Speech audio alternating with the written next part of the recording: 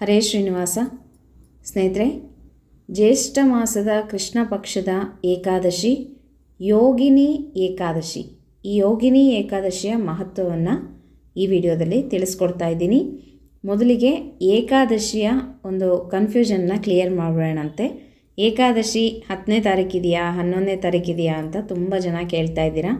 ಯೋಗಿನಿ ಏಕಾದಶಿ ಈ ಬಾರಿ 2 ಏಕಾದಶಿಗಳು ಬಂದಿದೆ. ಅಂದರೆ 10ನೇ ತಾರೀಕು ನಾಳೆ ದಿವಸ ಶುಕ್ರವಾರ ಸ್ಮಾರ್ತಾನಂ ಏಕಾದಶಿ ಅಂತ ಕರಿತೀವಿ. ಅಂದರೆ ಸ್ಮಾರ್ತರು ಆಚರಣೆಯನ್ನು ಮಾಡ್ತಕ್ಕಂಥದ್ದು 10ನೇ ತಾರೀಕು ಶುಕ್ರವಾರ. ವೈಷ್ಣವರು ಮಾಧ್ವರು ಆಚರಣೆ ಮಾಡ್ತಕ್ಕಂಥದ್ದು 11ನೇ ತಾರೀಕು ಶನಿವಾರ. ಹಾಗಾಗಿ ಯಾರೆಲ್ಲ ಕ್ಯಾಲೆಂಡರ್ ಪ್ರಕಾರ ಆಚರಣೆಯನ್ನು ಮಾಡ್ತೀರೋ ಅಂಥವರು 10ನೇ ತಾರೀಕು ಏಕಾದಶಿಯನ್ನು ಮಾಡ್ಬೋದು.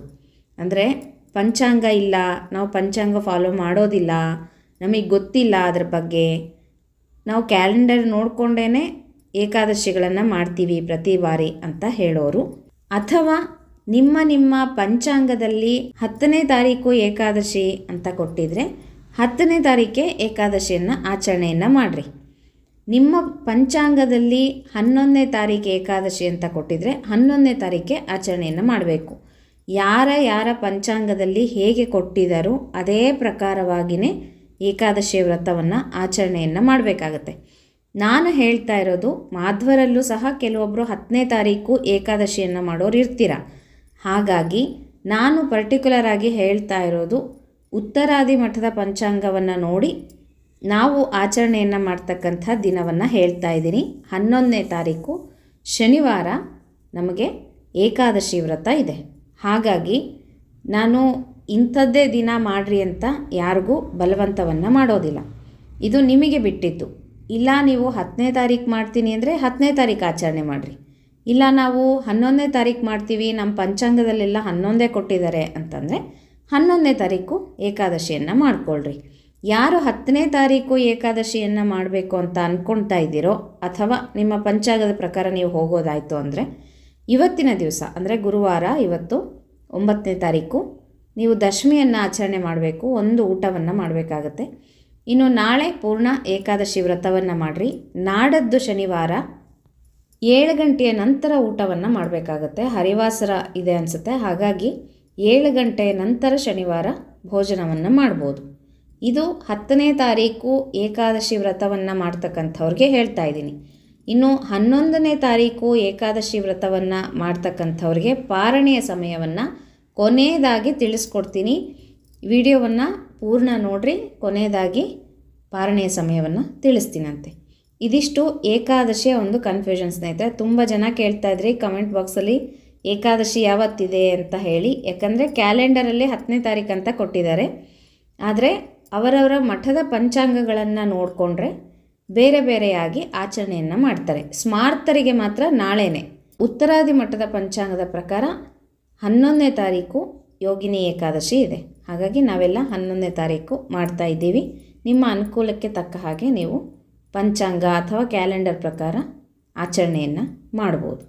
ಈಗ ಯೋಗಿನಿ ಏಕಾದಶಿ ಅಂತಂದರೆ ಏನು, ಇದರ ಮಹತ್ವ ಏನು ಅಂತ ತಿಳ್ಕೊಳ್ಳೋಣ ಸ್ನೇಹಿತರೆ. ಪ್ರತಿಯೊಂದು ಏಕಾದಶಿಯ ಬಗ್ಗೆನೂ ಸಹ ಕೃಷ್ಣ ಪರಮಾತ್ಮ ಧರ್ಮರಾಜನಿಗೆ ತಿಳಿಸ್ತಾನೆ. ಪ್ರತಿಯೊಂದು ಏಕಾದಶಿಯ ಮಹತ್ವವನ್ನು ಧರ್ಮರಾಜ ಕೃಷ್ಣ ಪರಮಾತ್ಮನ ಮುಖಾಂತರ ತಿಳ್ಕೊತಾನೆ, ನಮಗೂ ಸಹ ತಿಳಿಸ್ತಾನೆ. ಈ ಒಂದು ಯೋಗಿನಿ ಏಕಾದಶಿಯ ಮಹತ್ವವನ್ನು ನೋಡೋಣಂತೆ. ಹಿಂದೆ ಕುಬೇರನ ಒಂದು ಪುರದಲ್ಲಿ ಕುಬೇರ ವಾಸವಾಗಿ ಇರ್ತಾನೆ. ಅವನು ಶಿವನ ಭಕ್ತನಾಗಿರ್ತಾನೆ ಮತ್ತು ಶಿವಪೂಜೆಯನ್ನು ಮಾಡ್ತಾ ಇರ್ತಾನೆ. ಹೇಮಮಾಲಿ ಅನ್ನುವಂಥವನು ಪ್ರತಿನಿತ್ಯ ಕುಬೇರನಿಗೆ ಪೂಜೆಗಾಗಿ ಹೂವನ್ನು ತಂದು ಕೊಡ್ತಾ ಇರ್ತಾನೆ. ಇದು ಒಂದು ಮಹಾಪುಣ್ಯದ ಕೆಲಸ ಸ್ನೇಹಿತರೆ. ಯಾರು ಪೂಜೆಯನ್ನು ಮಾಡ್ತಾ ಇರ್ತಾರೋ ಆ ಪೂಜೆಗಾಗಿ ಅಣಿಯನ್ನು ಮಾಡಿಕೊಡೋದು, ಅಂದರೆ ಎಲ್ಲವನ್ನ ಸಿದ್ಧತೆ ಮಾಡಿಕೊಡೋದು ಪೂಜೆಗಾಗಿ, ಅಥವಾ ಹೂವನ್ನು ಬಿಡಿಸಿ ಕಟ್ಟಿ ಪೂಜೆಗಾಗಿ ಕೊಡೋದು, ಈ ರೀತಿಯಾಗಿ ಇದು ಒಂದು ದೊಡ್ಡ ಸೇವೆ ಅಂತ ಕರೆಸ್ಕೊಳ್ಳುತ್ತೆ. ಭಗವಂತನ ಪೂಜೆಯನ್ನು ಮಾಡಲಿಕ್ಕೆ ಯಾರು ಸಿದ್ಧತೆಯನ್ನು ಮಾಡಿಕೊಡ್ತಾರೋ ಅದು ಮಹಾಪುಣ್ಯದ ಕೆಲಸ ಅಂತ. ಹಾಗೆಯೇ ಈ ಹೇಮಮಾಲಿ ಸಹ ದಿನನಿತ್ಯ ಒಳ್ಳೊಳ್ಳೆ ಹೂಗಳನ್ನು ತಂದು ಕುಬೇರನಿಗೆ ಕೊಡ್ತಾ ಇರ್ತಾನೆ ಪೂಜೆಗಾಗಿ. ಒಂದು ದಿವಸ ಹೀಗೆ ಹೇಮಮಾಲಿ ಹೂವನ್ನು ತರಲಿಕ್ಕೆ ಅಂತ ಹೇಳಿ ಮಾನಸ ಸರೋವರಕ್ಕೆ ಹೋಗಿರ್ತಾನೆ. ಹಾಗೆ ಹೂವನ್ನು ಬಿಡಿಸಿ ಪೂಜೆಗೆ ತರಬೇಕು ಅನ್ನೋಷ್ಟರಲ್ಲಿ ಹೆಂಡತಿಯ ನೆನಪಾಗುತ್ತೆ ಅವನಿಗೆ, ಹೇಮಮಾಲಿಗೆ. ಹೆಂಡತಿಯನ್ನು ನೋಡಬೇಕು ಅಂತ ಹೇಳಿ ಮನೆಗೆ ಹೋಗ್ತಾನೆ. ಹೀಗೆ ಹೆಂಡತಿಯೊಟ್ಟಿಗೆ ಕೆಲವು ಸಮಯ ಕಾಲವನ್ನು ಕಳೀತಾ ಮನೆಯಲ್ಲೇ ಇದ್ದು ಬಿಡ್ತಾನೆ. ಈ ಕಡೆ ಕುಬೇರ ಕಾಯ್ತಾ ಇರ್ತಾನೆ. ಯಾಕೆ ಇಷ್ಟೊತ್ತಾದರೂ ಇವತ್ತು ಪೂಜೆಗೆ ಹೂವನ್ನು ತಂದಿಲ್ಲ ಹೇಮಮಾಲಿ, ಎಲ್ಲಿ ಹೋದ ಇವನು ಅಂತ ಹೇಳಿಬಿಟ್ಟು ಸೇವಕರನ್ನು ಕಳಿಸ್ಕೊಡ್ತಾನೆ ಕುಬೇರ. ಇನ್ನೂ ಯಾಕೋ ಹೇಮಮಾಲಿ ಬಂದಿಲ್ಲ, ಅವನನ್ನು ಹುಡುಕೊಂಡು ಬರ್ರಿ ಅಂತ ಹೇಳಿ ಕಳಿಸ್ಕೊಡ್ತಾನೆ. ಆಗ ಸೇವಕರು ಅವನು ಮನೆಯಲ್ಲಿರೋದನ್ನು ನೋಡಿಬಿಟ್ಟು ಬಂದು ಕುಬೇರನಿಗೆ ಹೇಳ್ತಾರೆ, ಮನೆಯಲ್ಲಿದ್ದಾನೆ, ಹೆಂಡತಿಯೊಟ್ಟಿಗೆ ಮನೆಯಲ್ಲಿ ಕೂತಿದ್ದಾನೆ ಅಂತ ಹೇಳ್ತಾರೆ. ಆಗ ಕುಬೇರ ಹೇಮಮಾಲಿಯನ್ನು ಕರೆಸ್ತಾನೆ, ಕರ್ಕೊಂಡು ಬನ್ನಿ ಅಂತ ಹೇಳಿ ಸೇವಕರಿಗೆ ಹೇಳ್ತಾನೆ.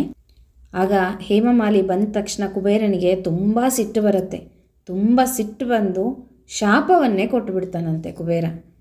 ಹೇ ದುಷ್ಟ, ಎಂಥ ಕೆಟ್ಟ ಬುದ್ಧಿಯವನು ನೀನು, ಶಿವನಿಗೆ ಅವಮಾನವನ್ನು ಮಾಡಿಬಿಟ್ಟಿದೆಯಲ್ಲ ನೀನು.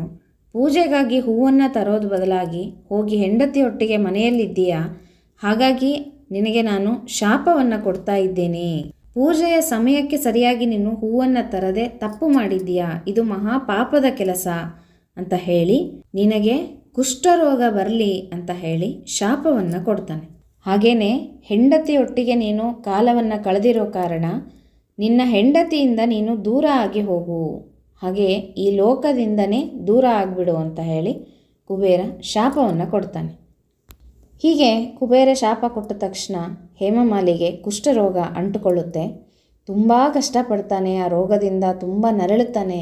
ತಾನು ಮಾಡಿದಂಥ ಪಾಪಕರ್ಮವನ್ನು ನೆನೆದು ದುಃಖ ಪಡ್ತಾನಂತೆ. ಅಯ್ಯೋ, ಎಂಥ ಕೆಲಸ ಮಾಡಿಬಿಟ್ಟೆ ನಾನು, ಪೂಜೆಗಾಗಿ, ಶಿವನ ಪೂಜೆಗಾಗಿ ಹೂವನ್ನು ತಗೊಂಡು ಹೋಗೋದು ಬದಲಾಗಿ ನಾನು ವ್ಯರ್ಥ ಸಮಯವನ್ನು ನನ್ನ ಹೆಂಡತಿಯೊಟ್ಟಿಗೆ ಕಳೆದುಬಿಟ್ನಲ್ಲ, ಇದು ಮಹಾಪಾಪದ ಕೆಲಸ ಅಲ್ವಾ ಅಂತ ಹೇಳಿ, ನಾನು ಮಾಡಿದ್ದು ತಪ್ಪಾಯಿತು ಅಂತ ಹೇಳಿ ಹೀಗೆ ಸಂಕಟವನ್ನು ಪಡ್ತಾ ಇರ್ತಾನೆ. ಹೀಗೆ ದುಃಖವನ್ನು ಪಡ್ತಾ ಹಾಗೆ ಹೋಗ್ತಾ ಇರುವಾಗ ಮಾರ್ಕಂಡೇಯರ ಆಶ್ರಮ ಸಿಗುತ್ತೆ ಅವನಿಗೆ. ಮಾರ್ಕಂಡೇಯರು ಇವನನ್ನು ನೋಡ್ತಾರೆ, ಹೇಮಮಾಲಿಯನ್ನು ನೋಡಿ ಹೇಳ್ತಾರಂತೆ, ನೀನು ತುಂಬ ಕಷ್ಟಪಡ್ತಾ ಇದ್ದೀಯಾ, ನೀನು ಇಂತಹ ಒಂದು ಶಾಪದಿಂದ ಮುಕ್ತಿ ಹೊಂದಬೇಕು ಅಂದರೆ ಜ್ಯೇಷ್ಠ ಮಾಸದಲ್ಲಿ ಈಗ ಸದ್ಯದಲ್ಲಿನೇ ಬರ್ತಾ ಇರ್ತಕ್ಕಂತಹ ಯೋಗಿನಿ ಏಕಾದಶಿ, ಅದನ್ನು ನೀನು ಭಕ್ತಿ ಶ್ರದ್ಧೆಗಳಿಂದ ಆಚರಣೆಯನ್ನು ಮಾಡು. ವಿಷ್ಣುವಿನ ಪ್ರೀತಿಗೆ ಪಾತ್ರನಾಗ್ತೀಯ, ನಂತರ ನಿನ್ನ ಕುಷ್ಠರೋಗ ನಿವಾರಣೆ ಆಗುತ್ತೆ ಅಂತ ಹೇಳ್ತಾರೆ ಮಾರ್ಕಂಡೇಯ ಋಷಿಗಳು. ಯೋಗಿನಿ ಅಂತಂದರೆ ನಮಗೆ ಬೇಕಾದದ್ದನ್ನು ಪಡೆಯುವಂಥದ್ದು ಅಂತ, ಅಂದರೆ ನಾವು ಇಷ್ಟಪಟ್ಟದ್ದನ್ನು ಪಡೆಯುವಂಥದ್ದು, ಯೋಗವನ್ನು ಪಡಿತಕ್ಕಂಥದ್ದು ಈ ಒಂದು ಯೋಗಿನಿ ಏಕಾದಶಿ. ಹಾಗೆ ಮಾರ್ಕಂಡೇಯರು ಹೇಮಮಾಲಿಗೆ ಹೇಳ್ತಾರೆ, ಈ ರೀತಿಯಾಗಿ ಯೋಗಿನಿ ಏಕಾದಶಿಯನ್ನು ಭಕ್ತಿ ಶ್ರದ್ಧೆಗಳಿಂದ ಆಚರಣೆ ಮಾಡು, ವಿಷ್ಣುವಿನಲ್ಲಿ ಭಕ್ತಿ ಮಾಡು, ಇದನ್ನು ಭಗವಂತನಿಗೆ ಸಮರ್ಪಣೆಯನ್ನು ಮಾಡು ನೀನು, ನಂತರ ಅದರ ಫಲವಾಗಿ ನೀನು ನಿನ್ನ ಲೋಕವನ್ನು ಸೇರ್ತೀಯಾ ಅಂತ ಹೇಳಿ ಹೇಳ್ತಾರೆ. ನಿನ್ನ ಪಾಪಗಳೆಲ್ಲನೂ ಪರಿಹಾರ ಆಗುತ್ತೆ ಅಂತ ಮಾರ್ಕಂಡೇಯರು ಹೇಳ್ತಾರೆ. ಹಾಗೆಯೇ ಮಾರ್ಕಂಡೇಯರ ಉಪದೇಶದಂತೆ ಹೇಮಮಾಲಿ ಸಹ ಈ ಒಂದು ಯೋಗಿನಿ ಏಕಾದಶಿಯ ಬರುವುದನ್ನೇ ಕಾಯ್ತಾ ಇದ್ದು, ಯೋಗಿನಿ ಏಕಾದಶಿ ಬಂದ ಮೇಲೆ ಅದನ್ನು ಭಕ್ತಿ ಶ್ರದ್ಧೆಗಳಿಂದ ಏಕಾದಶಿಯನ್ನು ಆಚರಣೆ ಮಾಡ್ತಾನೆ. ನಂತರ ಅದರ ಒಂದು ಫಲದಿಂದ ಅವನಿಗೆ ತನ್ನ ಕುಷ್ಠರೋಗ ನಿವಾರಣೆಯಾಗುತ್ತೆ, ಗುಣವಾಗ್ತಾ ಹೋಗುತ್ತೆ, ಪಾಪಗಳ ಪರಿಹಾರವಾಗುತ್ತೆ ಅವನಿಗೆ. ಮತ್ತು ತನ್ನ ಪತ್ನಿಯೊಟ್ಟಿಗೆ ಸೇರಿ ಸುಖವಾಗಿ ಜೀವನವನ್ನು ಮಾಡ್ತಾನೆ ಹೇಮಮಾಲಿ. ಹಾಗೆ ಇಂತಹ ಕುಷ್ಠರೋಗವನ್ನು ನಿವಾರಣೆ ಮಾಡಿದಂಥ ಏಕಾದಶಿ ಇದು ಯೋಗಿನಿ ಏಕಾದಶಿ. ಹಾಗಾಗಿ ಎಲ್ಲರೂ ತಪ್ಪದೆ ಯೋಗಿನಿ ಏಕಾದಶಿಯನ್ನು ಆಚರಣೆ ಮಾಡಿರಿ. ಮೊದಲಿಗೆ ಹೇಳಿರೋ ಹಾಗೆ ನಿಮ್ಮ ಪಂಚಾಂಗ ಅಥವಾ ಹಿರಿಯರ ಒಂದು ಮಾರ್ಗದರ್ಶನದಿಂದ ನೀವು 10ನೇ ತಾರೀಕು ಅಥವಾ 11ನೇ ತಾರೀಕು ಏಕಾದಶಿಯನ್ನು ಆಚರಣೆಯನ್ನು ಮಾಡ್ಬೋದು. 11ನೇ ತಾರೀಕು ಶನಿವಾರ ಯಾರು ಏಕಾದಶಿಯನ್ನು ಮಾಡ್ತಾ ಇದ್ದೀರೋ ಅಂಥವರಿಗೆ 10ನೇ ತಾರೀಕು ದಶಮಿ ಆಚರಣೆ, 11ನೇ ತಾರೀಕು ಪೂರ್ಣ ಉಪವಾಸ ಏಕಾದಶಿಯ ಆಚರಣೆ, 12ನೇ ತಾರೀಕು ಭಾನುವಾರ 6 ಗಂಟೆ 15 ನಿಮಿಷದ ನಂತರ ಪಾರಣೆಯನ್ನು ಮಾಡ್ಬೋದು. ಸೂರ್ಯೋದಯದ ನಂತರ ಪಾರಣೆಯನ್ನು ಮಾಡಬೇಕು. ಹಾಗಾಗಿ ನಿಮ್ಮ ಪ್ರದೇಶಗಳಲ್ಲಿ ಸೂರ್ಯೋದಯದ ಸಮಯವನ್ನು ನೋಡ್ಕೊಳ್ರಿ, ನಂತರ ಪಾರಣೆಯನ್ನು ಮಾಡಿರಿ. ಇದಿಷ್ಟು ಯೋಗಿನಿ ಏಕಾದಶಿಯ ಮಹತ್ವ ಸ್ನೇಹಿತರೆ. ಎಲ್ಲರೂ ಭಕ್ತಿ ಶ್ರದ್ಧೆಗಳಿಂದ ಆಚರಣೆ ಮಾಡಿರಿ, ನಿಮ್ಮ ಕಷ್ಟಗಳಿಂದ ಪಾರಾಗ್ರಿ ಅಂತ ಹೇಳ್ತಾ ಮುಂದಿನ ಒಂದು ವಿಡಿಯೋ ಒಟ್ಟಿಗೆ ಸಿಗೋಣಂತೆ. ಹರೇ ಶ್ರೀನಿವಾಸ.